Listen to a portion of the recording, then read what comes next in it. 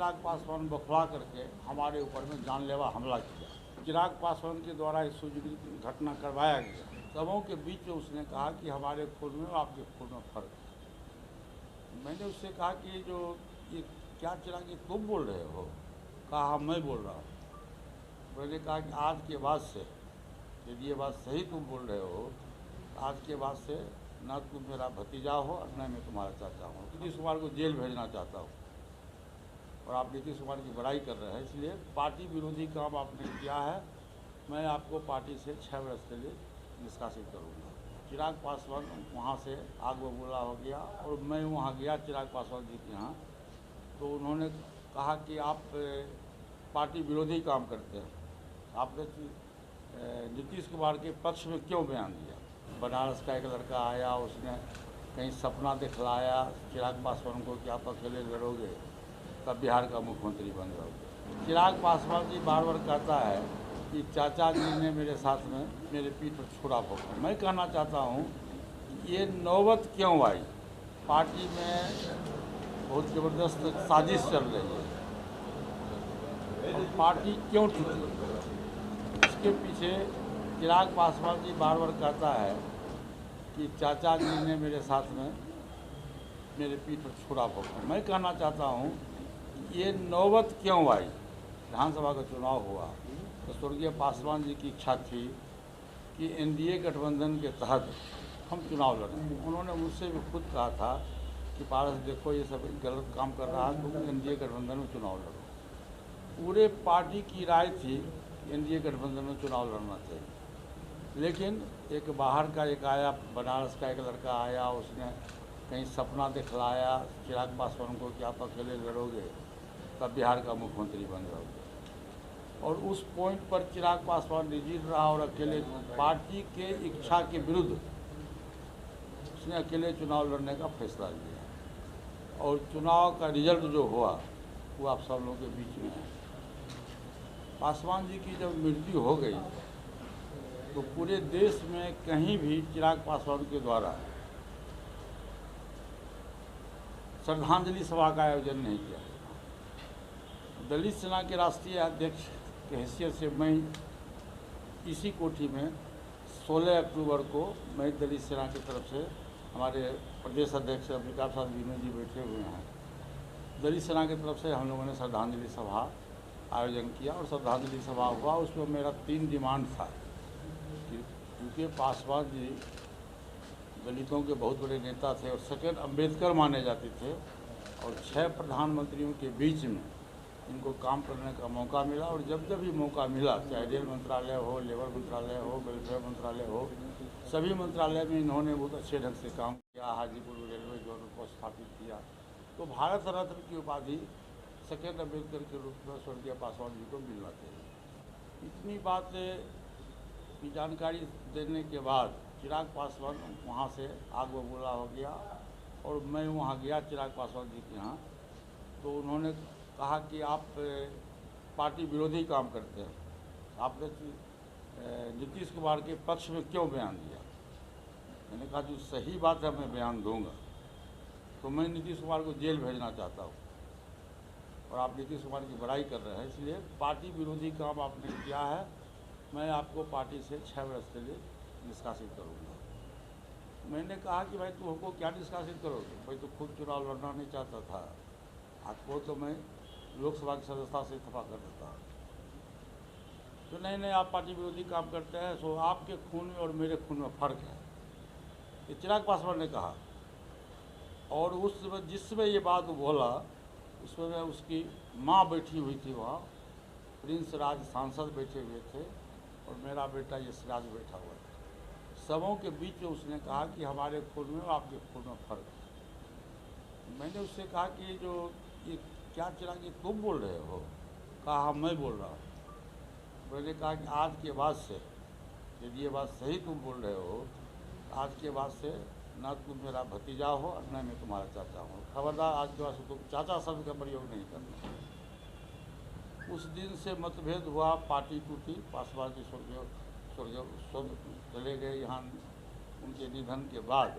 ये 16 अक्टूबर की घटना। फिर 20 अक्टूबर को श्राद्ध कार्यक्रम हुआ। उसके बाद काफ़ी आपस में मतभेद हुआ। मतभेद होने के बाद पार्टी के पूरे लोग, जैसे 6 सांसद हम लोग हैं, 6 सांसद में 5 सांसद एक तरफ हम लोग एक गुट बनाया गया और दूसरे चिराग पासवान अकेले रहे। लोकसभा के अध्यक्ष के द्वारा अलग से पार्टी की मान्यता मिली, नेता भी संसदीय दल के नेता का निर्वाचन हुआ। उसके बाद से लगातार चिराग पासवान बौखला करके हमारे ऊपर में जानलेवा हमला किया। हाजीपुर में हमला हुआ। आज से कुछ दिन पहले प्रिंस राज की माँ साईं हॉस्पिटल में हॉस्पिटलाइज थी, वहाँ जाकर के उसका जो युवा का अध्यक्ष है, छात्र का जो अध्यक्ष है, प्रिंस पासवान है, क्या नाम है नाम, हाँ प्रिंस पासवान है, वो जाकर हंगामा किया, दारू पी के हंगामा किया, जो FIR भी हुआ कंकड़बाग थाना में। और परसों की घटना है, जब बाबा चौहरमल जयंती में हम लोग गए थे तो वहाँ इस तरह की घटना घटी। पुलिस के मौजूदगी में हुआ। वहाँ सीनियर ग्रामीण SP मौजूद थे, वहाँ का सिविल SDO मौजूद था। अभी FIR भी हुआ है। हम बिहार सरकार से ये मांग करते हैं कि बार बार जो घटनाएं घट रही है, बार बार जो एक व्यक्ति के द्वारा क्रिमिनल एक्टिविटीज़ का जो इस्तेमाल किया जाता है, इसकी जांच हो और जो दोषी व्यक्ति है उस पर कड़ी से कड़ी उसको सज़ा मिलनी चाहिए। चीज़ों से मेरा डायरेक्ट आरोप है, इसलिए कि जिसमें घटना घटी है वहाँ उसके पार्टी के लोग वहाँ मंच पर, अमर आज़ाद मौजूद था, संजय रविदास मौजूद था जो गया का रहने वाला है, और उसका दोनों सिक्योरिटी वहाँ मौजूद था, परशुराम पासवान वहाँ मौजूद था। वो तो आ गया, वीडियो थी, क्लिप में आ गया, सब लोग वहाँ मौजूद था। और हमारे चूँकि 4 बजे तक चिराग पासवान का प्रोग्राम था, 4 बजे जाने के बाद जैसे हम लोग को प्रोग्राम की जानकारी मिली तो वहाँ सब लोग दारू पी करके मंच पर चढ़ गया और गुंडागर्दी किया। दोनों तरफ से फिर पुलिस को लाठीचार्ज करना पड़ा। सर क्या कार्यक्रम खूब मिलता है दारू, क्या कहता है दारू नहीं मिलता है? बिहार में तो शराबबंदी है। हाँ शराबबंदी है, लेकिन गलत ढंग से मिल रहा है, इसमें कहाँ दो रहा है? आप मानते हैं कि शराबबंदी के बावजूद शराब यहाँ मिल रहा है? शराबबंदी नहीं मिलने रहा तो इतना पकड़ा कैसे रहा? आखिर लोग पकड़ा रहे हैं ना, दारू पी पकड़ा रहे हैं कि नहीं पकड़ा रहे? अवैध ढंग से लोग शराब का बिजनेस कर रहा, पुलिस उस पर है, प्रशासन अलर्ट है, प्रशासन के द्वारा गिरफ्तारी भी हो रही है, लेकिन कहीं के तो मिलता है। ये इसमें कहाँ दो रहा है? सर क्या आपको वहाँ निमंत्रण था सर चाराडी मेला में जो बाबा चौहरमल का था? जी। मंच पर विरोध करने वाले कौन से लोग थे? आपने कहा कुछ नक्सली भी थे, किस आधार पर? अमर आज़ाद, आपको अमर आज़ाद का नाम सुने होइएगा। 16 अक्टूबर 2016 को जब यही पासवान जी जब यही बाबा चौहरमल जयंती में जा रहे थे, उस गाड़ी में चिराग पासवान बैठा हुआ था, इसी अमर आज़ाद के द्वारा फतुहा के आसपास में पासवान जी को काला झंडा दिखलाया गया था। वो अमर आज़ाद का ग्रुप वहाँ था, और प्लस संजय रविदास जो गया का उसके पार्टी का पदाधिकारी है, उसके ग्रुप का लोग वहाँ था। मैं तो नाम ले रहा हूँ और मैं नाम FIR में करवाया हूँ इन लोगों के खिलाफ। चिराग पासवान एक घटना की निंदा की वो एक आदमी आपके कंप्लेन के पहले जैसे घटना घटी, गृह मंत्रालय ने स्वतः संज्ञान लिया या आपके कंप्लेन पे वो कार्रवाई करी? हाँ, गृह मंत्रालय संज्ञान लिया। गृह मंत्रालय ने बिहार सरकार से CID डिपार्टमेंट से रिपोर्ट मंगवाया है, उस पर कार्रवाई हो रही है। हंसना और गाल फुलाना एक साथ नहीं चलता है। चिराग पासवान के द्वारा इस घटना करवाया गया, फिर निंदा करने का कहाँ सवाल है? उसका पदाधिकारी यदि वो निंदा करता है, उसका पदाधिकारी अमर आज़ाद है, उसके पार्टी का है, संजय रविदास है, मंच पर है, उसका फुटेज देख लीजिए, उसका दोनों सिक्योरिटी है, रामजतन पासवान है और एक श्याम सिंह है, उसका सबका आया, फोटो आया है, TV पर आया है, मोबाइल पर आया है। तो उसको क्यों नहीं पार्टी से निकाला? वो यदि वो घटना की निंदा करता है तो क्यों नहीं निकाला उसको? इसका जवाब उसे पूछिए। सर एक सवाल ये है कि जिस तरीके से हाजीपुर में हमला हुआ, मोकामा में हमला हुआ, क्या नहीं लगता कि आपकी सिक्योरिटी को और सेंट्रल गवर्नमेंट को ब्रीफ करना चाहिए? निश्चित रूप से करना चाहिए। वो तो हमारे जो दलित सेना के पदाधिकारी हैं 2 बजे प्रेस कॉन्फ्रेंस करेंगे, अलग से ये लोग अलग से मांग करेंगे कि क्या क्या घटना हुई है, पासवान जी के साथ में क्या हुआ है, पासवान जी की क्या इच्छा थी, और चिराग पासवान ने क्यों पासवान जी की इच्छा के विरुद्ध गठबंधन को तोड़ा। आज जैसे चिराग पासवान आरोप लगा रहा है कि 12 जनपद हमारे चाचा ने खाली करवाया, या 12 जनपद जब खाली हुआ तो हमारे चाचा जी भारत सरकार के मंत्री थे, इन्होंने कुछ बोला नहीं। तो भारत सरकार ने 6 बार नोटिस दिया चिराग पासवान को कि आप बंगला खाली करो। फिर कोर्ट ने आदेश दिया कि बंगला खाली करो। जब इसने बंगला खाली नहीं किया तो प्रशासन ने खाली करवाया। हम एक बात आपसे पूछते हैं कि बंगला में उतना कीमती सामान था, सब सामान रात में ढो के ले गया चिराग पासवान, और बड़े साहब का टूटा फूटा हुआ फोटो जाकर के रोड पर रख करके पॉलिटिकल माइलेज लेने के लिए उसने फ़ोटो खिंचवाया। चिराग पासवान का फ़ोटो क्यों नहीं था रोड पर?